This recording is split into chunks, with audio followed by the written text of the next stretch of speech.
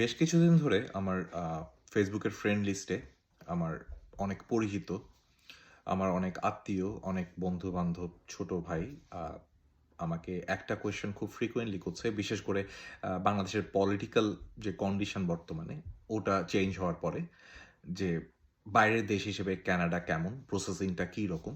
তো আজকের ভিডিওতে আমি শেয়ার করব আমার যেটা প্ল্যানিং ছিল, আমার যেটা প্রসেসিং ছিল ওই ব্যাপারে।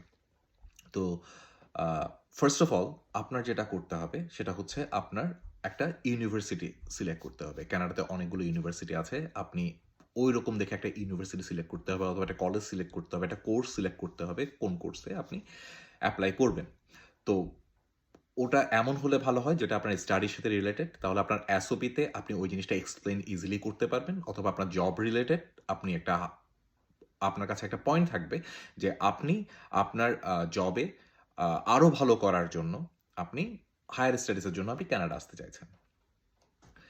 আর সেকেন্ড অফ অল হচ্ছে আপনার আইএলটিএস। আপনার যখন দেশের বাইরে আপনি আসার চিন্তা করবেন, আপনার অবশ্যই একটা ইংলিশ ল্যাঙ্গুয়েজ টেস্ট আপনার দিতে হবে।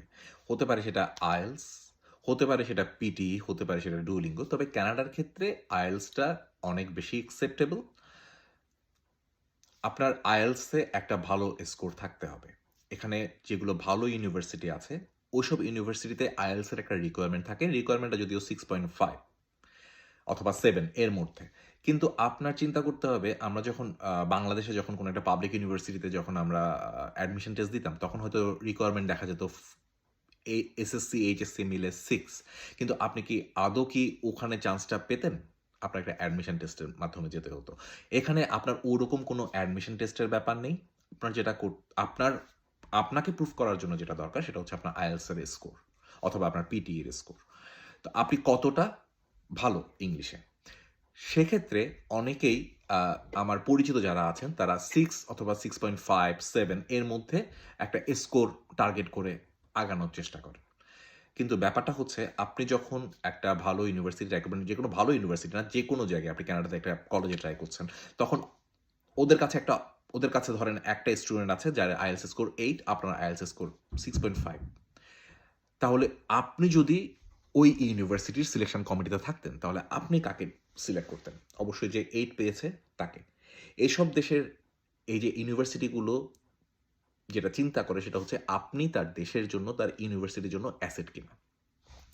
আপনার অবশ্যই আপনাকে প্রুফ করতে হবে আপনি তাদের জন্য একটা অ্যাসেট। তো ওই অ্যাসেট প্রুফ করার ফার্স্ট স্টেপ হচ্ছে আপনার আইএলটিএস স্কোর। আপনি আইএলটিএস এ ভালো স্কোর করলে ইজিলি আপনি কানাডার অনেকগুলো নামি দামি ইউনিভার্সিটিতে আপনি ইজিলি অফার লেটার পেয়ে যাবেন। হয়তো আপনার কপাল যদি ভালো থাকে তাহলে সাথে হয়তো কিছু স্কলারশিপও পেয়ে যেতে পারেন।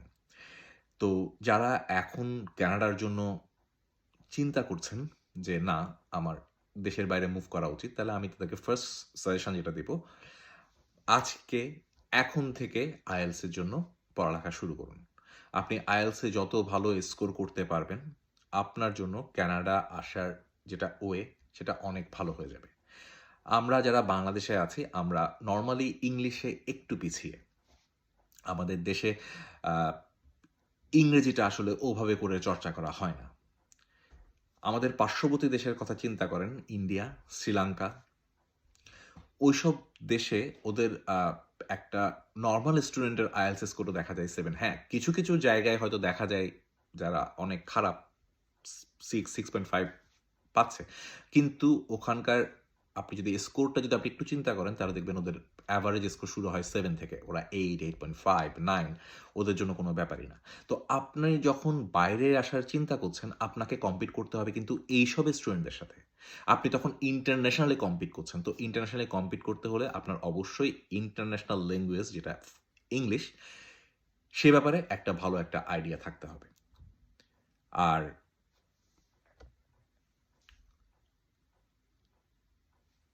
এটা হচ্ছে আপনার ফার্স্ট স্টেপ। আর আপনি হয়তো চিন্তা করছেন আপনি কোনো একটা কনসালটেন্সি ফার্মে যাবেন, ওদের সাথে কথা বলবেন। ওদের সাথে কথা বলে ডিসকাস করবেন কি হবে না হবে। দিন শেষে কনসালটেন্সি ফার্মগুলো তাদের প্রফিট নিয়ে কনসার্ন। আপনার আমার ফিউচার নিয়ে না। তারা আপনাকে একটা অফার লেটার এনে দিবে। That's it. আপনি যদি একটা ভালো ইউনিভার্সিটিতে যদি কানাডাতে চান্স না পান, তাহলে আপনি নিজেই চিন্তা করতে পারছেন যে জব মার্কেটে গিয়ে আপনি কিভাবে নিজেকে বাকিদের সাথে খাপ খাওয়াবেন। আপনার প্রাইমারি স্টাডি যেটা, ইউনিভার্সিটি সিলেকশন, স্টেট সিলেকশন, ওটা অবশ্যই আপনাকে করতে হবে। তো যারা এখন কানাডা আসার জন্য যারা চিন্তা করছেন, আমি তাদেরকে বলব, তাদেরকে সাজেশন দিব বেসিক্যালি যে আপনারা ইউনিভার্সিটি সিলেক্ট করুন। কোন ইউনিভার্সিটিতে কী কোর্স অফার করছে, কোর্সটা কতটুকু আপনার প্রফেশনের সাথে যায়, আপনার প্রিভিয়াস স্টাডিজের সাথে যায়, অ্যান্ড দেন আপনি আইএলসের জন্য প্রিপারেশন শুরু করুন। আইএলসে একটা ভালো স্কোর, আপনি আইএলস না পিটিই দিন, যাই দিন, আপনি একটা ল্যাঙ্গুয়েজ টেস্টে অ্যাপিয়ার করবেন, রাইট? আপনার যে ল্যাঙ্গুয়েজ টেস্টে অ্যাপিয়ার করেন না কেন, আপনার অবশ্যই একটা ভালো স্কোর আপনার ভিসা পাওয়ার পসিবিলিটি অনেক বাড়িয়ে দিবে। আর কানাডা আসার জন্য আরেকটা ইম্পর্টেন্ট থিং, সেটা হচ্ছে আপনার ব্যাংক ব্যালেন্স। আপনার কানাডাতে আপনি আপনার স্টাডি এক্সপেন্স আপনি কাভার আপ করতে পারবেন। আপনার লিভিং এক্সপেন্স আপনি যতদিনের পড়ালেখা অতদিন আপনি কাভার আপ করতে পারবেন। ওই পরিমাণের একটা ফান্ড আপনার আইআরসিসিতে দেখাতে হয়। তো ওই ফান্ডটার ম্যাচুরিটি হতে হয় 6 মান্থের। মিনিমাম 6 মান্থের একটা ম্যাচুরিটি থাকতে হয়। থাকলে ভালো। আপনার ভিসা পাওয়ার পসিবিলিটি অনেক বেড়ে যায়। তো যারা চিন্তা করছেন যে হ্যাঁ, আমি কানাডাতে যাওয়ার চেষ্টা করব, আপনি ইউনিভার্সিটি সিলেকশন, আইএলটিএস প্রিপারেশন এবং আপনার ফান্ড অ্যারেঞ্জমেন্টটা আজকে থেকেই শুরু করে দিন। আপনি আজকে থেকে শুরু করলে, আজকে যদি আপনি আপনার যে পরিমাণ ফান্ডের দরকার হয়, ওই পরিমাণ ফান্ড যদি আপনি আজকে আপনার ব্যাংক অ্যাকাউন্টে রাখেন, তাহলে 6 মাস পরে ওটা এপ্লাই করার জন্য উপযুক্ত হবে। তো আপনি আজকে ফান্ড দেখালেন, কালকে ভিসার এপ্লাই করলেন। হ্যাঁ, হয়ে যায়। এরকমও অনেক হয়ে যায় যে ১-১.৫ মাস ফান্ড দেখিয়েও ভিসা হয়ে যাচ্ছে। বাট আপনি কেন রিস্কটা নিবেন? সেফ সাইডে থাকেন, ফান্ড অ্যারেঞ্জ করেন, ব্যাংকে রাখেন। ৬ মাসের একটা টেনিউর যাতে থাকে ওই ফান্ডটার, এবং ওই ফান্ডটা আছে আপনার কাছে। ওটা যাতে আইআরসিসিতে আপনি শো করতে পারেন। আজকের ভিডিওতে এ পর্যন্তই। যদি কোনো কোয়েশ্চেন থাকে অথবা কোনো ধরনের যদি মনে হয় যে হ্যাঁ, আমি আপনাদেরকে কোনোভাবে হেল্প করতে পারি, তাহলে feel free to contact with me. আ আপনারা এই ভিডিওর কমেন্ট বক্সে আপনাদের যে কমেন্টগুলো এবং ছোটখাটো সাজেশন যে কিভাবে আমি আরও বেশি হেল্পফুল আ ইনফরমেশন আপনাদের সাথে শেয়ার করতে পারি, আপনি যদি দিন, তাহলে আমি খুব উপকৃত হব। ভালো থাকবেন, সুস্থ থাকবেন। বিদেশে আসার স্বপ্ন সফল হোক।